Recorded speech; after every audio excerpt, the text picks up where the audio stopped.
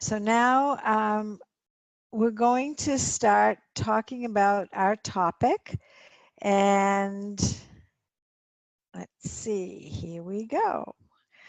I will keep my video on for most of it, and maybe at times I will shut it off, but I think it may be helpful. Maybe I will also be showing you a few examples. So this webinar is one that I created because I wanted to really get to the nitty-gritty of how people who stutter can overcome it. And stuttering is really very similar to a Rubik's Cube. So many different aspects to it, and everything has to fit in together. And I used to look at stuttering and just say, I just don't know how to solve this puzzle.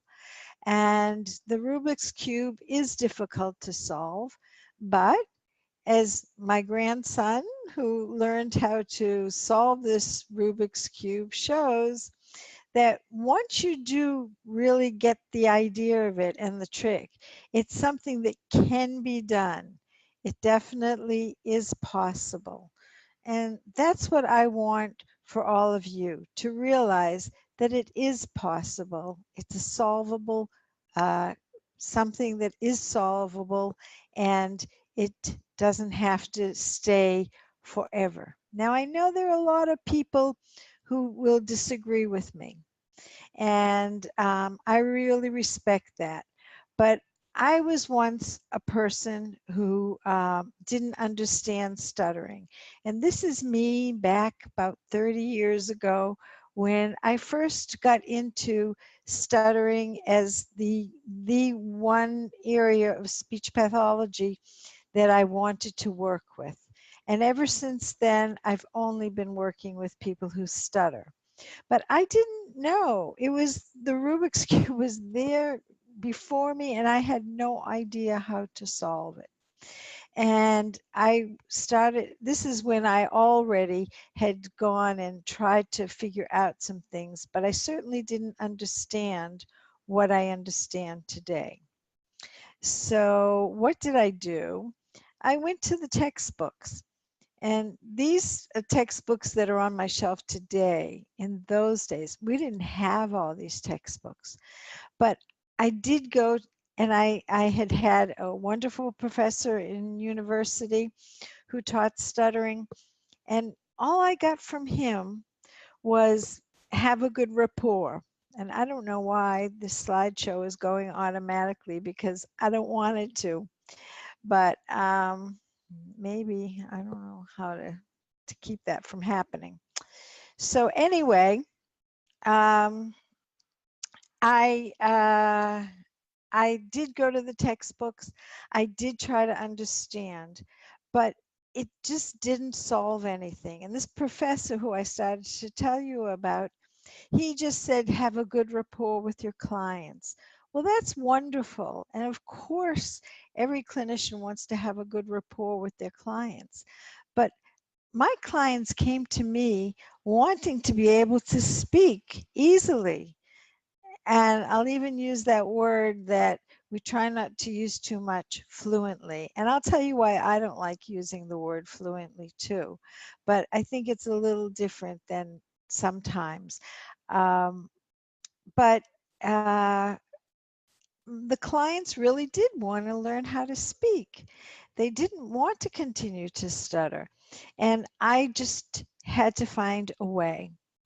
So I looked, there are many pathways to stop stuttering. There really are. But they all bring you to the same place. And that place is that you give up a lot of the controls. Now, there are techniques that are designed for people who stutter.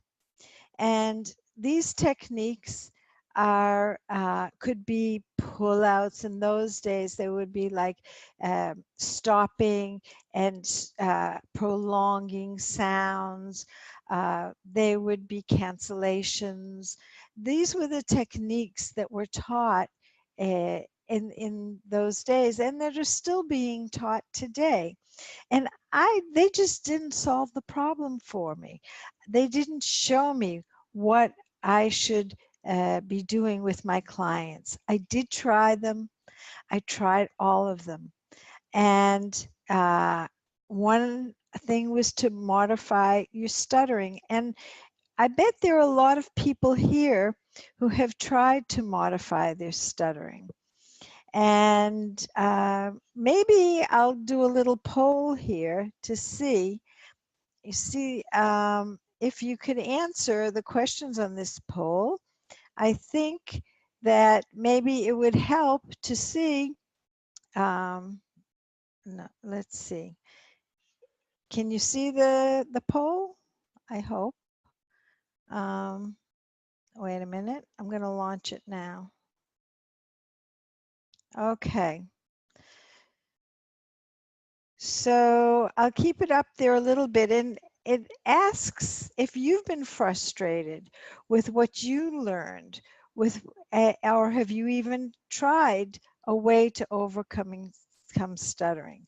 So everybody says that there are people who stutter here, and that you are frustrated. Most people said that they were frustrated with the therapies that they're familiar with, and some people said no, and that's great. And do you believe that there's a way to overcome stuttering? And I'm really glad that the yeses or the not sures got the highest vote. So that's really good. Okay, so most of the ways of overcoming stuttering were to try to control your stutter in some way. And I think that was the problem. That was always the idea. Let's control the stuttering. Let's control the speech. And that really doesn't work very well. So as a result, a lot of people just felt, well, if I can't control my speech, and if I can't learn to control my speech, then I should accept that I stutter and learn how to manage my life well with the stuttering. Well, I certainly believe that accepting that you have a stuttering issue is really fine. And there is nothing that a person, I feel, I mean, it's easy for me to say, but so, take it with a grain of salt, but I don't just see that there's anything wrong with being stuttering, as far as there's nothing to feel guilty about or embarrassed about. I can understand that you want to be able to speak more easily, but I do think that accepting the stuttering helps in one way, and that is that you fight it less. And that is a good thing. But still, just accepting it wasn't enough for most of the people who came to me. And so I really wanted to find something better, something that would help. Now, thinking positively is a really wonderful thing too, but it's sort of like accepting stuttering, that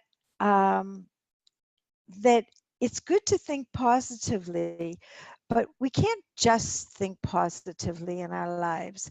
If I want to be able to do something, then I have to also work and find a way to do it better. So it's a combination of thinking positively along with learning how to act in a positive way. Well, a lot of the things that I did just were things like Earflow. That was back, woohoo, about 30 years ago. And I thought, like everybody else, oh, this is going to be great, but tried it, disappointment. And then I tried stuttering modification and had its good stuff, good parts to it, but was disappointing in the end. Certainly not enough. I tried fluency shaping and I thought, well, wow, this is really going to be good. And I started to do it. I did learn a lot from it, but it also was disappointing. It didn't give my clients the ability to speak naturally. Although a lot of them didn't stutter, very few of them actually got to speaking very, very naturally. So that wasn't good enough either. One thing that I did got a great deal out of was Gestalt therapy, and believing that there's really a psychological issue here, I decided that I would learn Gestalt, which is a very good cognitive therapy that is done with people who have all kinds of issues. And I learned a lot from it. But although people did feel better with themselves, and that was wonderful, it still wasn't enough. So yes, frustration. I did feel frustrated by a lot of the things that I was trying to do. And the idea was, well, is it impossible to overcome stuttering? I just couldn't accept that. There had to be a way. And I really sometimes get very stubborn, and I would not give up until I discovered the truth. And this is really what I want you to discover too. The truth is that stuttering is, you have to look at it from a different perspective. You can't look at it from the perspective of speech. When you start focusing on the speech itself, you'll never understand what it's all about. So what I did is I said, there's enough of the struggle, and I hope that you feel that way too. You don't have to struggle. That you don't have to monitor. Monitoring your speech is something that is a struggle, and although you might stutter less, it's hard. And trying to talk also doesn't help. So trying to talk is not how stuttering can be overcome. Thinking of how to speak also makes it worse. So what do? You stop judging yourself, and you hear that stuttering is something that you can overcome and what it really means. And that is that stuttering is not a speech problem in of itself. It is really a system problem. Stuttering is a problem of the system that produces speech. And this system is composed of many different aspects. It's in the brain. There is a system in the brain for speaking. And there is a way that the brain is meant to function in order to produce speech. And I'm going to go into some of the functions that the brain does. But the most important thing is that we cannot treat the speech. We have to treat the system. And the stuttering system is the way your brain is processing speech.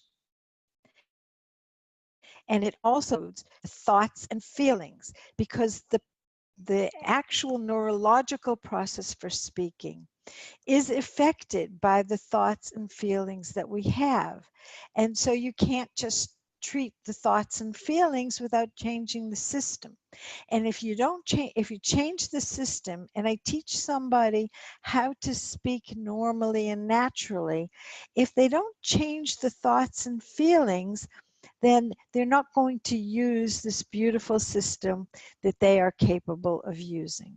So it's really something, and you don't first change one and then the other. When you're going through a process of change, and this can be in therapy or it can be on your own, if you're going through a process of change, you have to work on both the brain processing and the thoughts and feelings simultaneously. Now, as far as how to work on thoughts and feelings, I really love NLP. I think it's a great way. I like Gestalt. And I sort of do things that are a little bit of this and a little bit of that. Sometimes I tell clients that they should also, at the same time that they see me, go to somebody who is, that's their specialty. Although we do parts of the changing thoughts and feelings in therapy, sometimes there are feelings that are so rooted that I would refer somebody to also go to some cognitive behavioral therapy. But just that in and itself is so often not enough. And this is the thing that is so important to understand.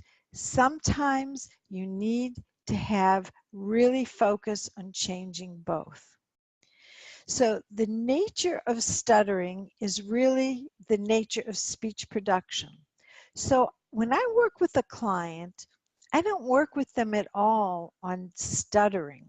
I work with them on getting their system to work in the natural way.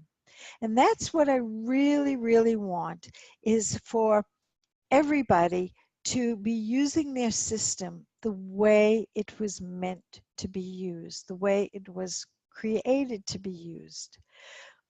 And everything that I'm going to tell you about how the system works is supported by this man, Levelt, who wrote this book, Speaking from Intention to Articulation. And he talks about speech production. He doesn't work with people who stutter, although his model of speech production has been adopted by a lot of my colleagues as well as myself. And he just talks about how people speak, what goes on, what are the elements of speech production, and how does the brain work. And what he says is that it has to work automatically, and everything has to work simultaneously. And all of that is what is part of the therapy program that I developed, which is dynamic stuttering therapy. And dynamic stuttering therapy was developed over time. I started off using the principles from Levelt's program. I didn't know then that it was the principles of Levelt's program, but I was using them anyway. And then as I worked with people and I learned and I saw and I explored and I tuned in to what my clients were saying and what was happening. And I really believed that if something doesn't work once, twice, 3 times, it's not worth doing. And if something works once, twice, 3 times, hey, there must be something in this. Let's explore it further. And that's how I developed dynamic stuttering therapy. So everything in this book really works, and the whole program really works because it's worked for so many people, not just three. So all of the elements that go into speaking have to operate automatically.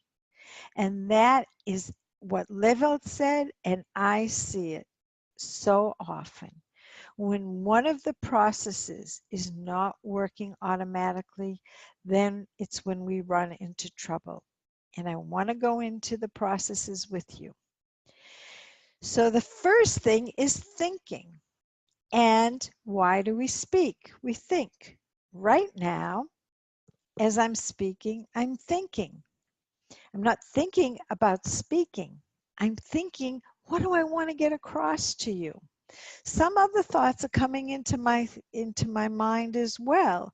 Like, why is my PowerPoint going on automatic when I didn't set it up that way or thought I didn't? And other thoughts too are going on while I'm talking to you. But I'm thinking about what I want you to know, the ideas. And if I speak 3 languages or 5 languages, those thoughts are going to be the same. They might transform themselves into this language or that language. But the thought behind the language, deeper than the language, that is part of the whole process. And this is where all the attention should be. So right now, I'm thinking, but I'm not thinking of the language. I'm thinking maybe people think of lots of different things, and when they do, all of their attention should be on the thoughts. But how about you? Are you thinking only of your thoughts? Are you thinking also on how to speak? How about raising your hand if you think about how to speak as well as just thinking your thoughts? Okay, let me see that. Oh, yeah. Okay. So there's a lot of people who think about their speech as well as just the thoughts that they want to express. This is something that if you really want to become a fluent speaker, you really need to change that. Um, it's really holding you back.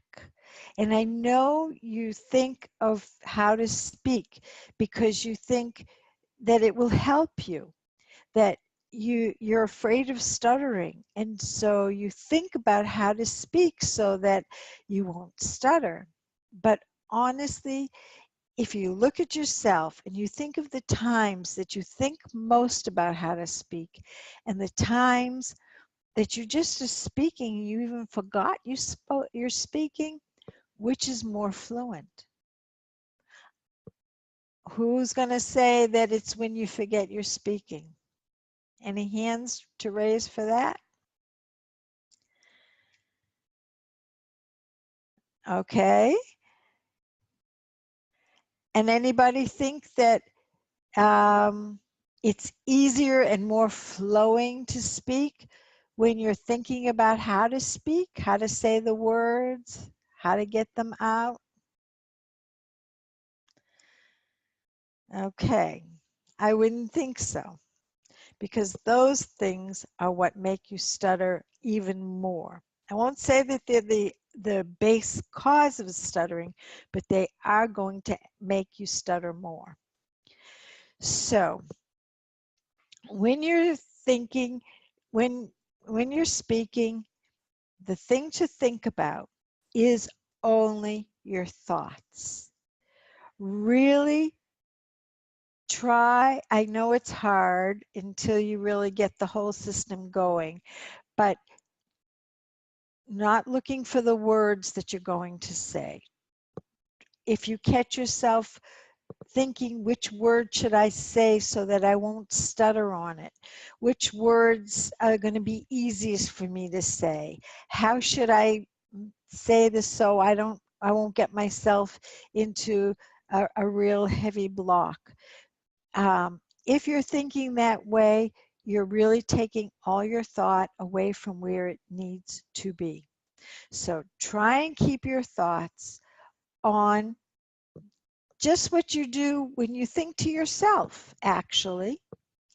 You're just thinking to yourself. You don't think about the words you're going to have in your thoughts, but I bet a lot of the time you do have language thoughts.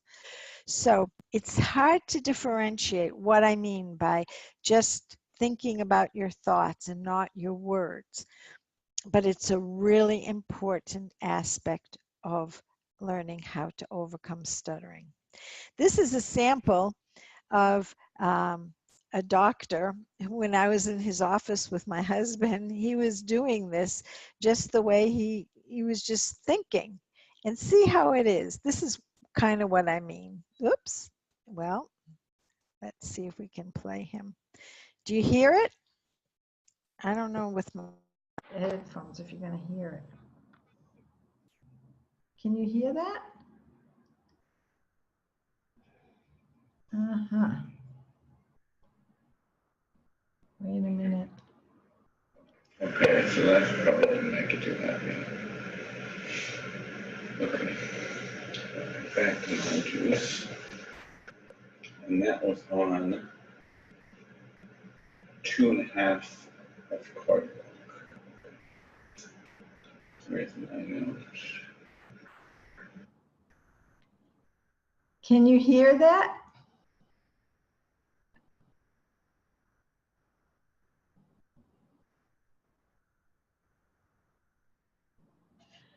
Okay. You could hear it when I took off my headphones. I guess I'll take off my headphones so that when I play the videos, you can hear them better. Okay. So, we talked about thinking. So what happens when we're producing speech? We think, and then our thoughts simultaneously become language. And that happens automatically. So the person who stutters is very often developing their thoughts by picking the words and going in to look for the words that you're going to say. This is something that people who don't stutter don't do. They don't go looking for words and develop their thoughts by their language. It's the thoughts that brings on the language automatically. And this is really important. So sometimes, as a matter of fact, I don't even know which language I'm speaking. Sometimes I'm thinking something and I'm really not even sure. I have to sort of take a second thought and, oh, am I speaking English or Hebrew? I don't know. So this is something that is really, really important. The brain has thoughts and develops the language automatically. So there's no planning. You don't plan the words. You don't look ahead to see which words you're going to be saying. You should actually have no awareness of the words or of the speech sounds that you're saying. So right now, I'm saying many speech sounds one after the other, and I'm not really consciously aware of what they are. So this is really important that you don't look ahead. And in stuttering, there is a timing delay. And that timing delay is, maybe it's 1/10 of a second or 100th of a second, but you know the word before you go to say it. And this is partly something that's learned and develops as you were learning how to speak. And it's partly something that you enhance more because you're trying to prepare yourself not to stutter.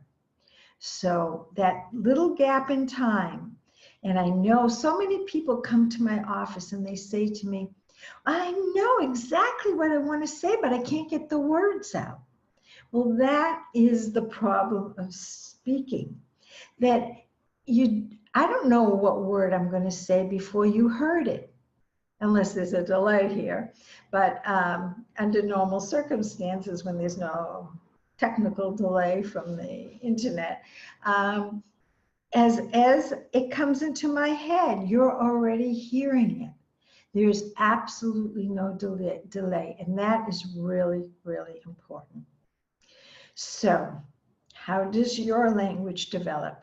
Ask yourself, do you think? Do you plan? Do you change words? To change words, you have to be planning. You have to be word aware. How word aware are you?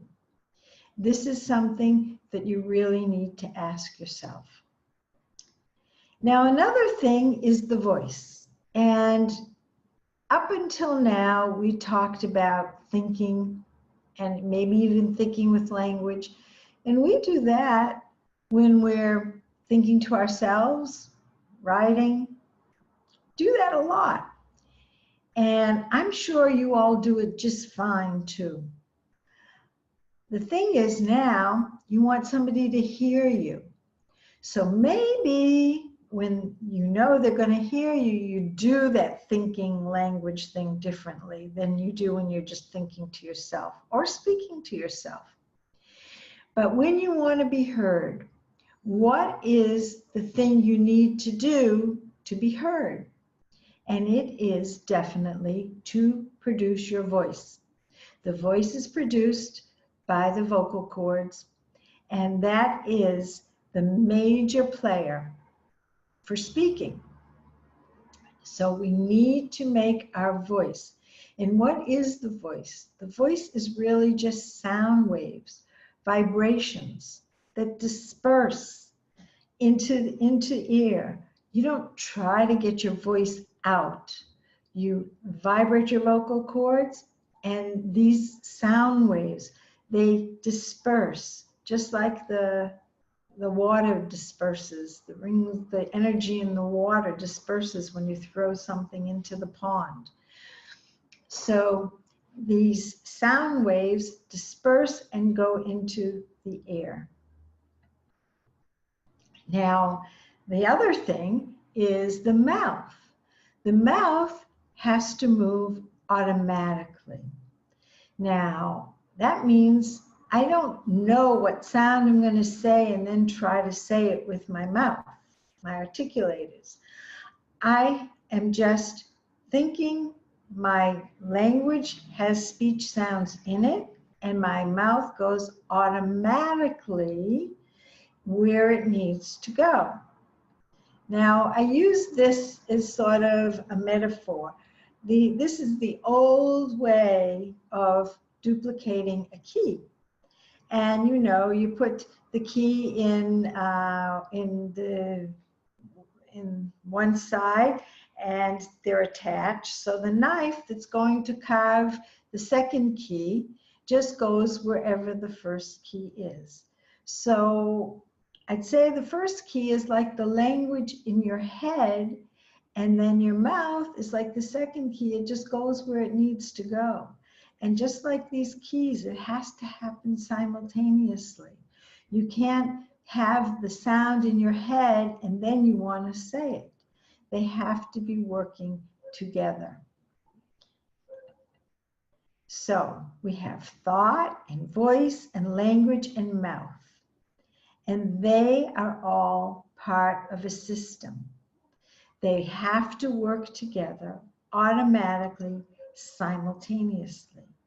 And there are ways that you can do that. You can learn how to produce your voice normally, naturally. I don't teach gentle onsets. Gentle onsets are something that is artificial, or paying attention to them anyway, is very artificial. And if you just produce your voice with normal intonation, something like this, you can learn to do your voice. That's what I'm doing now as I'm speaking. And you can learn to develop your language automatically. As a matter of fact, you already do it when you're thinking. Remember that? And you can let your mouth go of your mouth and put all your attention on your thought. Thought and language all function simultaneously. They go together. And the focus of the attention has to be on the thought. This is all part of a normal system, and you are all capable of having your system function normally. So, natural fluency is not learning to control your speech. It's learning to give up the control of your speech. And I have argued this point with some of my colleagues. I can remember conferences where we had quite strong arguments about this, but I stood my ground, even though some of these professors were much better known than I was, because I work in the clinic. I'm not just working theoretically, I work in the clinic with people. I'm not a researcher, that's true, but I research what my clients are doing, and I see that when they give up control, it's a whole different experience. Speaking is easy, and they all say that. So, how stuttering is created, we sort of discuss that. We go interfere with the normal processing of speech production. We put the attention on language instead of thoughts alone. Planning. We discuss that. There's that gap between knowing the word you want to say and saying it. You think about how to speak, how to get the words out, what you should do with your mouth. Maybe even think about how to make your voice or how to breathe. All of these things are thinking and trying to get words out. This trying to get words out. This is something that I really, it's like in one sentence, so much of the problem. People who speak don't try and they don't get words out. When I'm speaking, I'm vibrating my vocal cords. Yes, inside my throat. I have language in my head. Yes. My mouth is moving. Yes. So what's going out? What am I trying to get out? Where is there a word to get out? Real speaking isn't about getting anything out, but trying to get words out makes you stutter. Also, listening to how you sound. Wait a second, somebody had a question. Oh, somebody doesn't agree. Okay, well, everybody's entitled to their own feelings. But listening how you sound is going to make it even worse. So if you listen to how you sound, you will be having that delay. You can't stay focused on your thoughts. Now, another way that people who stutter interfere with the normal processes of speaking is that they speak in words instead of the unit of speaking, which is the syllable. So when I'm speaking now, I'm speaking in a progression of syllables. Now, very often the idea of syllables is very much misunderstood, because people think that syllables means taking a word and breaking it up into speech sounds. And that isn't really what I'm talking about. Speech progresses and language develops as a progression of speech sounds. And the smallest sound that we can really relate to is the syllable. So speaking is really speaking one sound after the other, and the syllable is the unit of speaking.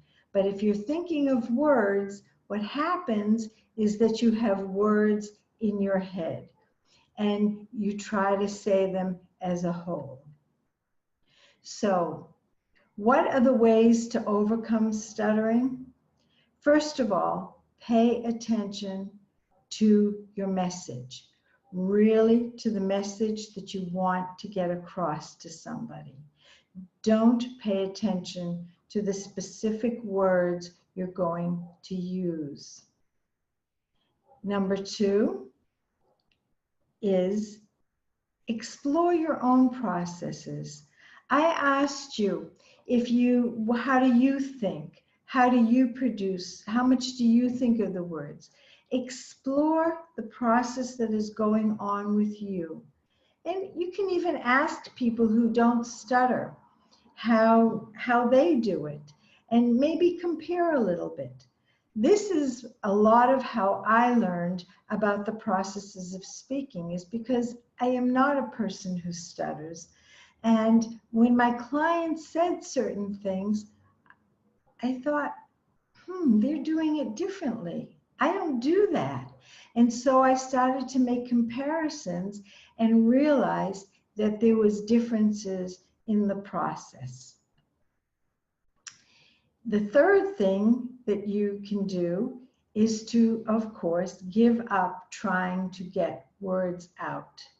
So if you have been trying to get words out, realize that everything is inside you and there is nothing that you have to do to try and get anything out. Just think and let it happen. Number 4 is to give up control of words, how to say them as much as you possibly can. And the less you control, experiment, give up. And this is where voluntary stuttering maybe helps in a way, because if you stutter on purpose, you might not be trying to control how you speak. But the reason why I don't really work on voluntary stuttering is because I do work a lot on the mindset. And I don't want the person to keep getting in his mind, I stutter, I stutter, I stutter. Rather, I am a speaker. I am a speaker. I can do it many different ways. I have different options, and I can do it either this way or that way. So, but anything that you can do that will help you not to try to be fluent. Trying to be fluent doesn't help, because you're trying to be fluent rather than changing your process. So if anything you can do that will take you away from trying not to stutter will be helpful. And the 5th thing is try to do what naturally fluent speakers do. And naturally fluent speakers, you can observe them, ask people, as I say, what they do, but they do put all of their focus on the ideas. And you can read about this in books like Levelt, what normal, naturally fluent speakers do. There are also probably many other books out there that talk about models of speech production. So the 6th thing is that you have to trust your own system. If you are able to speak easily, naturally, when you're alone, that means that you have the capability of doing it. You might have triggers, emotional triggers, that are making you want to control your speech more. But if you can learn to trust your own system and realize that you have the capabilities of doing this, you will be on your way to making some really important changes. And the other thing, and we didn't go into all of the mind things here, but devaluing and reframing your negative thoughts is really helpful, and changing your whole perspective, seeing that you have so many options, and also not living in a past experience. I know it's really hard. You had an experience maybe where you stuttered a lot and didn't feel very good about it. So when you're in that situation again, you sort of reliving that experience. It's really important to work on changing your state of being, your state of mind, along with changing the process. So I know a lot of you are probably saying to yourself, okay, but I can never speak naturally. I know a lot of people say that, and a lot of people don't even look into it because they're afraid of failure. Or during the therapy, even doing different things, the fear of failure can overcome the exploration of process. So a lot of people feel that. My clients felt that too when they came to me. And a lot of people said, okay, but my case is different. I'm different than everyone else. Or, well, I've already tried everything and nothing works. And it's just too hard. You know, I'm going to go out, I'm going to talk to people, and maybe I can do it in the clinic, but I can't do it talking to my friends. So a lot of people have felt this way, but you can make changes. You can make changes by these understanding your system and thinking about what you think, where you focus, what you do when you're speaking. And if you look at that, instead of trying to change your speech, you make changes on this level, you will have a lot more success. So I know what you're feeling.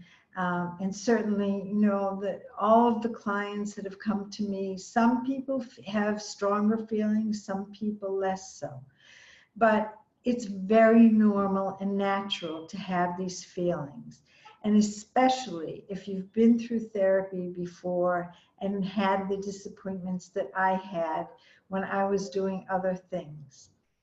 But you can look at your speech, or you can look at your process. And I just want to show you here, I hope you can hear it. This is some samples of clients who worked on changing their process. So this is examples of that. So for me, page 4 is like the word is the word awareness and stuff. Well, for the first thing, the word awareness, I answered yes to the first one and sometimes to the second, and then for the third, I also answered yes. Yeah, I've been getting my practice in for 15 to 20 minutes usually, and then 5 to 6 days a week. When I practice, it's actually one of the exercises that we did. I like doing the articulation and then adding the voice in when I'm reading. I think that one's helpful. And then you also told me to start practicing bonding the habit. So then I got a picture of my dad, and then I would kind of do something else, and then I would run into it and just like speak about something for a few minutes.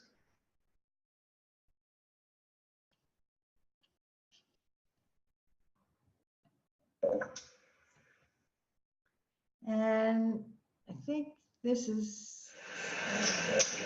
I also want that quietness over there. I know. Go over. I feel like busy. I makes me not think about the words because I'm focusing on my vocal folds, of course. And it's much more easier to talk, of course. But it's a bit weird. It's not weird. It's not weird like how I sound. It's weird the way I'm using my vocal folds right now. Because I'm using it in a whole different way. I'm not using my mouth at all.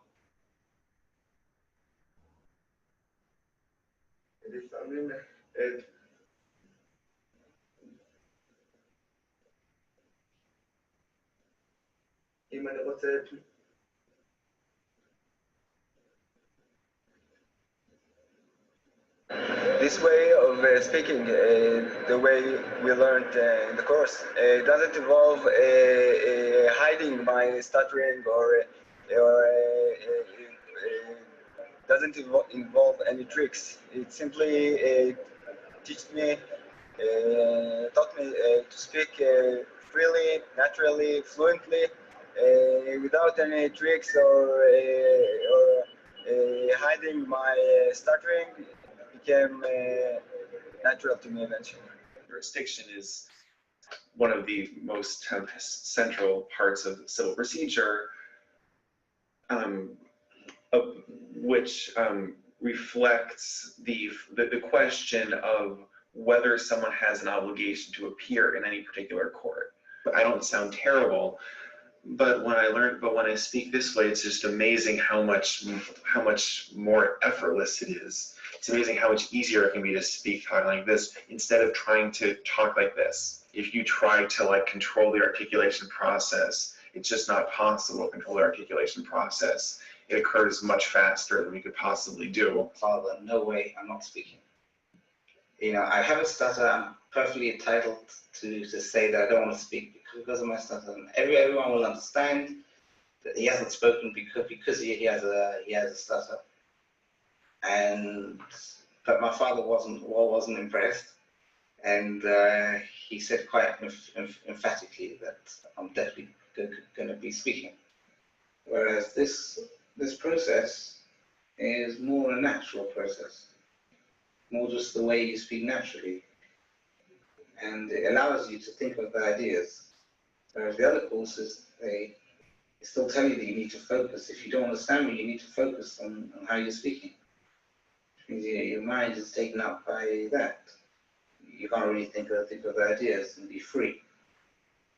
Whereas this course helps you to be free and think freely and Helen was a great who has inspired all humans to triumph over affliction, isolation, and the spiritual. And as long as I stay focused and I don't think of any words and I just think of the syllable, it will all come automatically. As I feel my lips just moving very softly, but I'm not really doing anything. I have to now take the initiative, and if I don't stay focused, it's not going to help me. It's me that has to do it. But I'm very happy that I learned a new way. All my other therapies, I never felt like it was helping me, but now I feel like as long as I do this, I'll be fine. So at least I have the tool that when I feel like helping myself, which should be all the time, then I have something to use and I know how to do it, and it's very good. Like, it's very logical. It makes sense that if you think of the words, automatically it will come out, and then you block it and get stuck on it. But if you just let the words flow by themselves, like you think of the ideas and the syllables, and then it just happens. So it's important to remember that all the changes that you saw that they were doing, it was the components, all of the components and the way they function produced the results. They weren't trying to be fluent. And that is a really important thing to remember.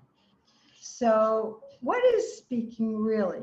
Speaking is really expressing your thoughts freely. And it doesn't have to be perfect, and it doesn't have to be totally fluently. And I'm sure if anybody listens to the recording of this webinar, you'll see that I'm not perfectly fluent for sure.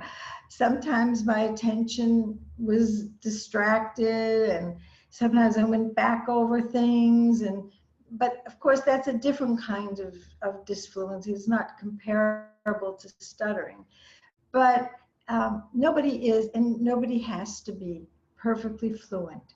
But to be able to express yourself more, more easily, more comfortably, that is really what I believe is the best thing.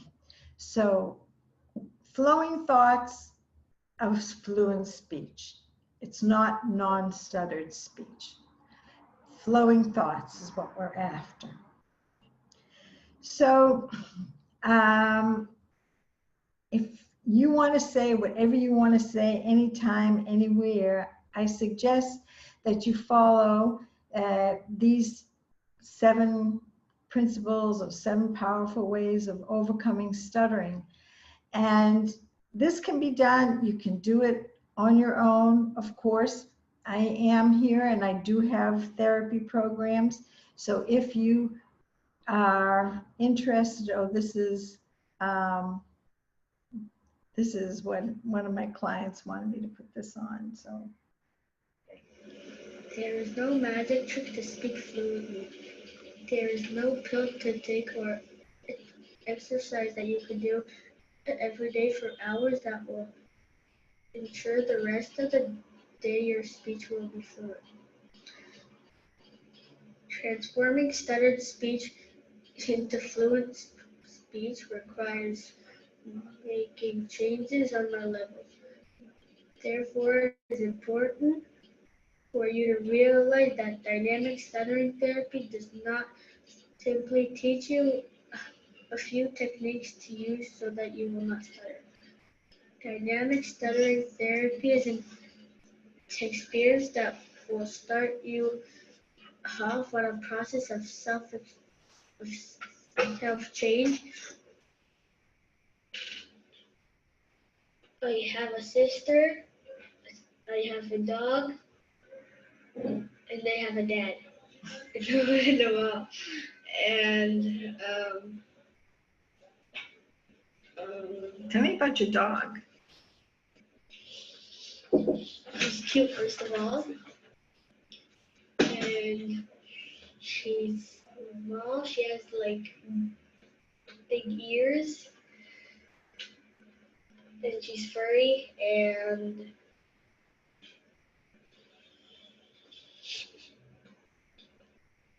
she has a lot of energy. I think that Barbara is the best teacher. Wait, no, I don't think. I know that she's the best teacher for speech because she really helped me. I also help too because I listen to her. And if you guys choose any other speech teacher, then you guys know that you guys are making a big mistake because most of the reasons that Barbara has helped me is because she knows what she knows how people are talking, and she doesn't have any stuff that make me talk slower, or I could talk at my regular pace, and I could talk regular like any other person. So thank you. Okay, so I just wanted you to, that's kind of I wasn't sure whether to put that one up, but anyway, this is the online therapy. Certainly, there's no, magic trick. Many people do help themselves, and many people can, let me put my camera on, and many people can overcome their stuttering in many different ways. But if anybody is interested in online therapy with me, or with there's somebody else who also does it with me. She does it in Spanish. You can get personal sessions in English or Hebrew with me, or in Spanish with Denise Behrens, who has done training with me. In the personal sessions, you get treatment that is suited to you. There really is only one way to speak naturally. I mean, that's how people were created. Every system in our body, there's a way that it is really meant to work. But each person does have their own individual issues, their own individual problems. So during the sessions, we work with each person individually. The sessions are between 45 and 60 minutes online in the Zoom room through a Zoom interaction, not like this. I mean, this is a webinar, but we have meeting rooms as well. So we meet with our clients, and it's like one-on-one therapy, but it's in the comfort of your own home or office. And of course, we also give support between sessions. Sometimes people send videos or emails asking questions. I get videos or chats or whatever from clients. They want to show me something, and I would rather that they did rather than have a problem that they didn't know how to deal with on their own. So in the online therapy, what the goal is to speak with natural fluency in the natural way, to give up struggling and not using control tactics. You can say that there's a technique for speaking naturally. It's the technique that people use all the time. Yeah, in that case, it's a technique. But when we work with people, we show them what they can do, how it works, and help you, guide you to use your own natural ability to speak with natural fluency. So if you have questions, I hope that you'll post some questions. There are different frameworks. Of course, we have session by session, and people usually want to know what's the fee for a session. So it's $120 for if you do it session by session. But there are different packages. There's a 6-session package. So instead of it costing $750 for the 6 sessions, it would be $640. And also you can pay in 2 payments for the 6 sessions.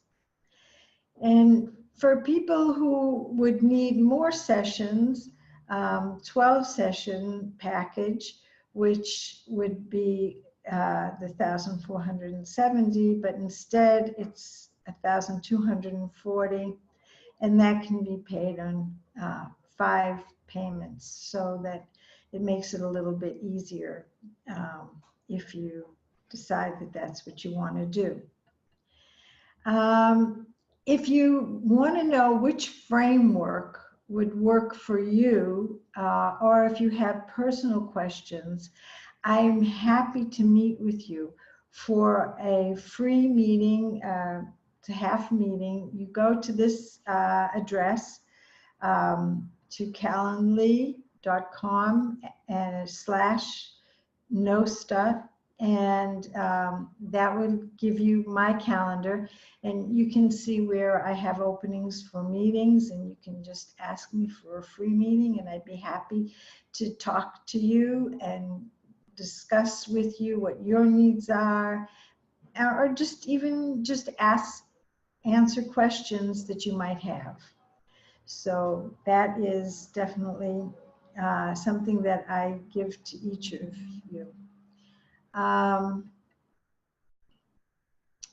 Let me see about the questions. Okay.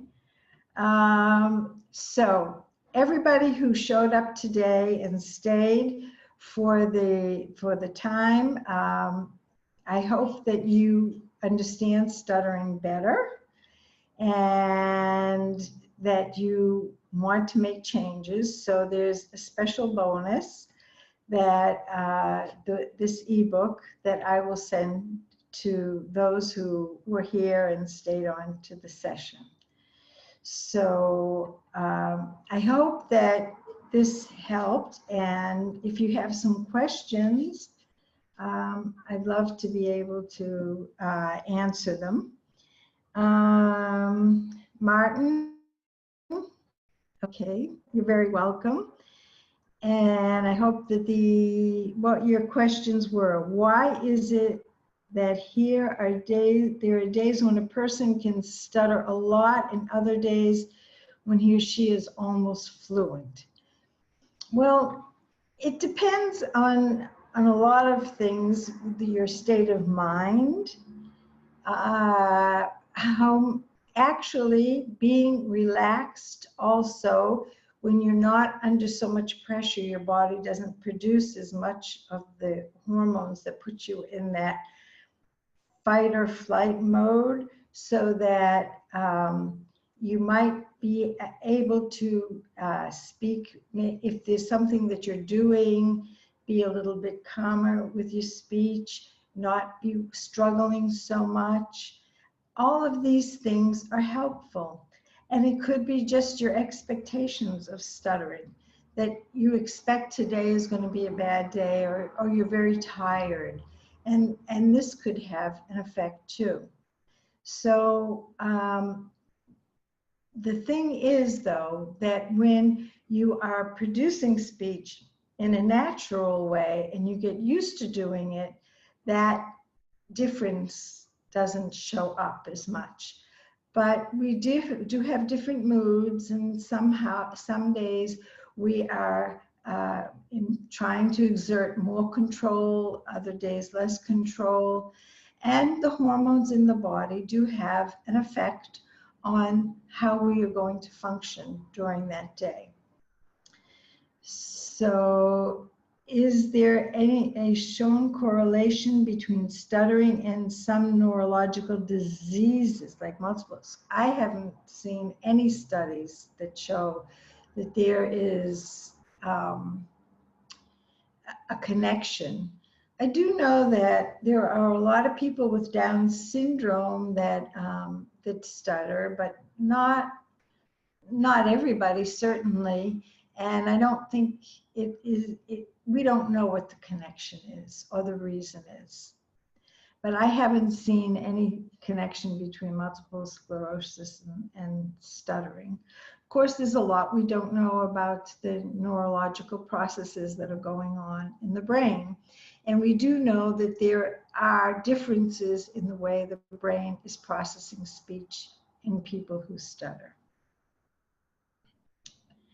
So another question is, I don't really stutter a lot anymore. However, when I'm talking to a group or presenting, I still have blocks and stammer as a result. Okay, you asked if it can be cured. It can be changed. I don't like the word cure so much. Cure is like reminds me of diseases, so I don't like that word so much. But can it be changed? Yes. And think to yourself, when you're presenting in front of a group, are you thinking more about the results? How is it going to come out? Are you trying to be somebody, show something, perform? When I'm talking to you now, and believe me, I was a really shy, afraid of any public speaking person, really very, very quiet. And it took me a long time to get over it. But I'll tell you, one of the things that I do and that I learned to do is that pretend when I am in a situation where I'm doing public speaking, just bring in the feelings that I have when I'm with my friends or feeling very comfortable. So I try not to bring the way I'm speaking into that situation, and I suggest that you don't try to bring fluency into that situation, but bring that feeling of I'm with friends, and it's just like every other situation. So if you try to bring that feeling in, you will help yourself a lot more. And yes, we do discuss things like this and work on ways and show you how to speak in the natural way so that you can make sure you're doing that when you are doing a presentation. So how do you deal with blocks? Well, we don't focus on the blocks. We focus on producing speech naturally, and when you speak naturally, you don't have the blocks. So it's not, you know, trying to how to get out of a block, but how to speak in the natural way. And of course, if you do have a block, then you go back to speaking in the natural way. So at what age is this applicable? Well, the principles are applicable from the very beginning, from the youngest children. Of course, the dynamic stuttering therapy workbook isn't, I wouldn't use with a very young child, but I have clients who are, well, right now I don't have any real little ones. The youngest is like 9. I use some of the activities from the books with the 9-year-olds, but not all of them. And we do other things too, but the principles are the same. The idea is to, you know, focus on the ideas and speak in a progression of sounds, not syllables, not in whole words. This is something that you can do even with the little ones. Playing with the voice, enjoying the voice, all this is really applicable from the very beginning. And how come we don't stutter when you can't hear your own voice speaking? Well, as I said before, one of the things that makes stuttering worse is listening to yourself. And I think that gap grows when you're listening to yourself.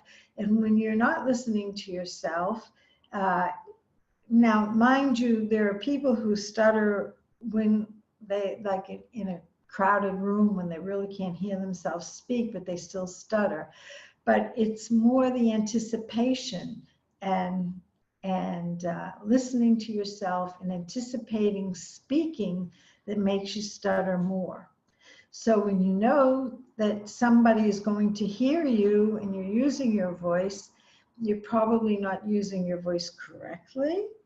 And you might also be thinking more about the words and planning. The principles are in the ebook. Yes, I describe it, and I tried to make this ebook as this is the book that you'll be getting. And I tried to make it as simple and easily understood as possible, because I know a lot of these principles are kind of strange, the giving up control, etc. So I do try to try to explain it as easily as I could so that everybody would understand it. So I hope that you will enjoy reading it, and it will make even maybe clearer some of the things that I was saying today. How do you deal with talking in public, speaking in groups, with one-on-one sessions? Well, we don't do everything together, but the idea is to do these things when you are in between sessions as well. So as we go on, you have the opportunity, and I do really think that it would be great for anybody who does therapy to also do things like Toastmasters, but we all have opportunities in our daily lives to do things. So in therapy, we work on the basic principle that you're going to use in different situations, and you gradually start using them in different situations. You don't go right for the most threatening situation, but you start with your friends, with your family, where you feel the best, and gradually you get used to using the natural process in different situations, and you start using it. So, any other questions? on a more psychological note, do you think controlling speech can be related to a desire to control many other aspects of one's life? That's a very good question. And in some people, yes. I think that there are some people that are very perfectionist people, and they expect that their speech is going to be perfect. And so they're trying to control their speaking so that they will not make mistakes. And sometimes this goes into the way you approach life. So I think that it's good to work on some of the things that are interfering maybe in other aspects too. And this is where a lot of cognitive work does have to be done. You don't have to change everything in life, certainly. Maybe you could start off with just trying not to control your speech, and then maybe gradually that would go into other areas of your life too. So it could have some connection in some people. Okay.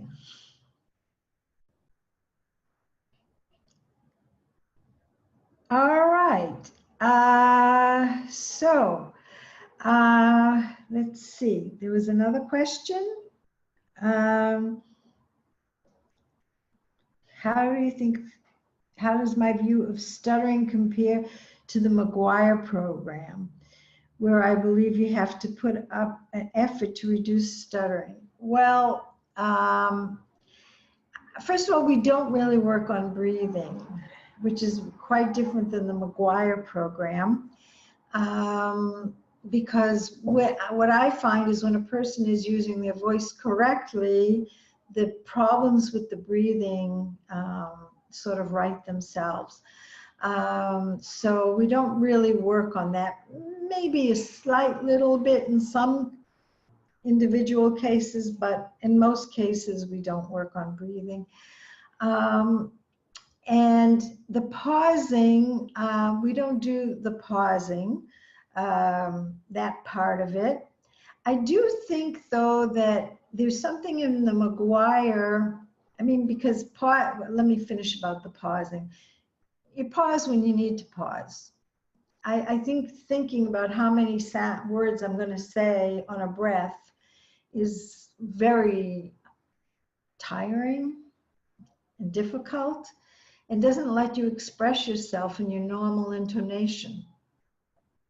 So we work more on intonation than that. I think McGuire, what I like about McGuire is, you know, they're talking openly about stuttering with people, going out into the world. I don't ask my clients all to do that, but I really think that that is a good thing, and that's desensitizing yourself a little bit, and I think that's really good. I think that there's something in the McGuire method that also some people do start producing less whole words and more going maybe sound by sound a little bit more, because they're not, maybe it's the pausing that makes you stop looking ahead so much because you're busy pausing. So that could have a positive effect. But speaking naturally is much less, as you saw from, you know, the clients that I did show you, it's much less taxing than McGuire. Of course, I must add that I'm not an expert in McGuire. This is just what I know from the people who I've spoken to who have done McGuire. I won't say that there are no physical techniques in what I'm doing. It's physiological very much. And learning how to produce a voice correctly is physiological. And you could call it a technique. It's a technique that everybody who speaks naturally should be using. Of course, some people with voice problems aren't using their voice correctly either, and they learn this technique as well. Learning to give up control and what it feels like not to be controlling your mouth, that's also a physical technique. Focus, this is more about focus, but It's where your brain is focused. So there are techniques involved, but they're the techniques that are used by naturally fluent speakers. So